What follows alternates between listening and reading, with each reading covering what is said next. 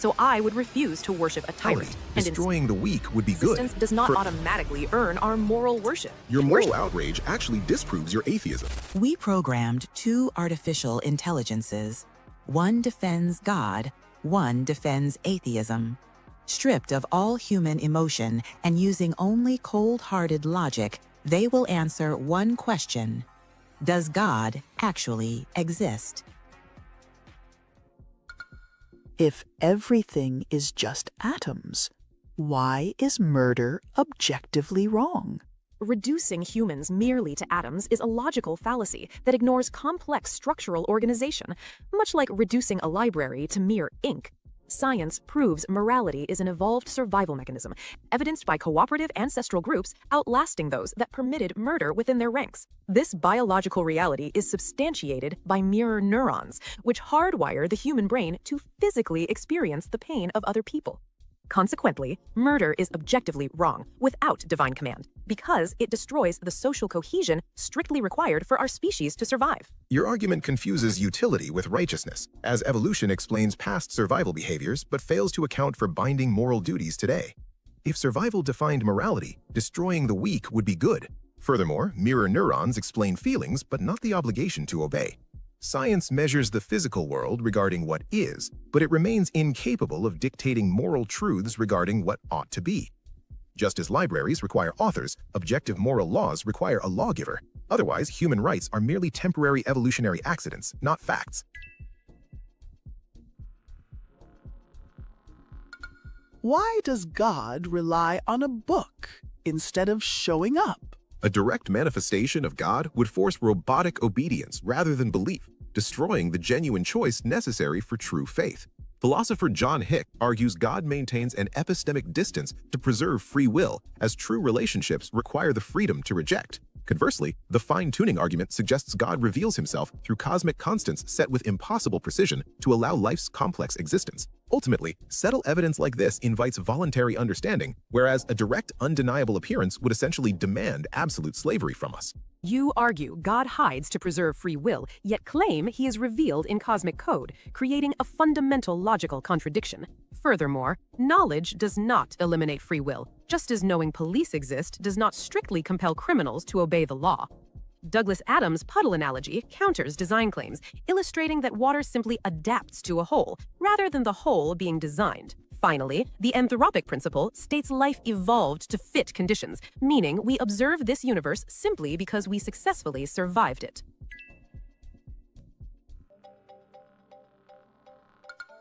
Can you name a single thing that created itself? Quantum physics demonstrates that virtual particles spontaneously appear from empty space, proving that physical existence does not always require a specific creator. Similarly, snowflakes illustrates self-organization by forming complex geometric patterns through blind natural forces, rather than requiring any sort of conscious designer.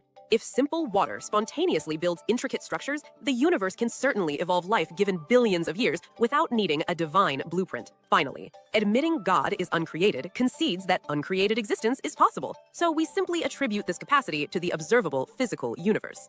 Virtual particles arise from existing quantum energy fields rather than absolute nothing, implying that the underlying laws still require an origin. We must distinguish simple patterns from functional design, because natural forces form snowflakes but cannot construct complex structures like snow castles. A castle demands an architect, paralleling how life requires DNA's complex software, which is code that never spontaneously writes itself. Since the Big Bang proves the universe began, nature could not create itself, necessitating an eternal creator existing outside of nature.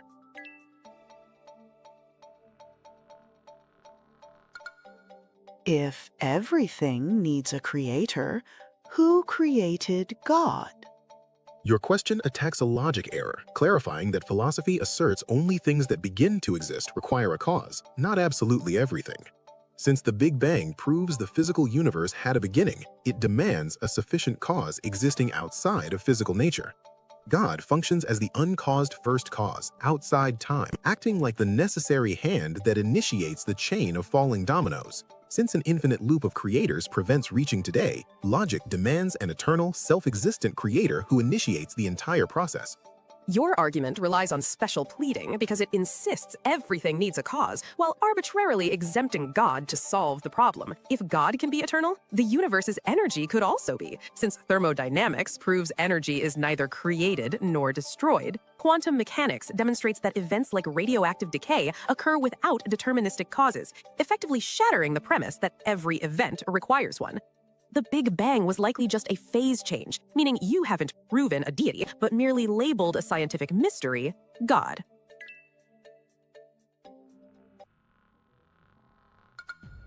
If God appeared right now, would you actually worship him? If a deity appeared, I would admit he exists, because science accepts proof. Yet mere existence does not automatically earn our moral worship. Worship requires goodness, yet this creator designed bone cancer and tsunamis, leading to the logical contradiction known as the problem of evil. An all-powerful God who allows such innocent suffering is either not all good or not all-powerful, effectively failing the test of benevolence. We do not worship parents who ignore their children's pain, so I would refuse to worship a tyrant, and instead demand answers. Your moral outrage actually disproves your atheism, because insisting suffering is objectively wrong admits an objective moral law requiring a lawgiver. Regarding suffering, Alvin Plantinga proved that meaningful love requires free will rather than robotic programming, which allows for possible evil choices. You confuse comfort with purpose, comparable to a parent allowing a child to endure a painful vaccine for future benefit. Similarly, God allows temporary suffering to build essential virtues like courage and compassion that a completely pain-free world could never produce.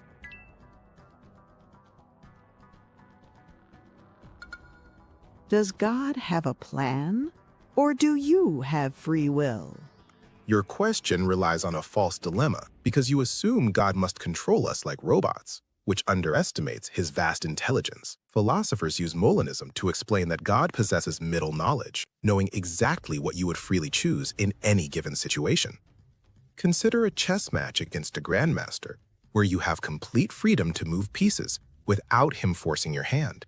His ultimate victory remains inevitable because he skillfully accounts for your free choices, rather than removing them to ensure the plan. The Grandmaster analogy fails because humans react to independent opponents, whereas God created the entire board, pieces, and every player. If God selected this universe knowing our choices beforehand to ensure his victory, he effectively wrote the script of theological determinism.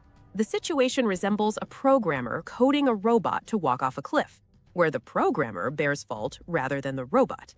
If outcomes were fixed before creation, choice becomes an illusion, making God responsible for every evil act he knowingly scripted.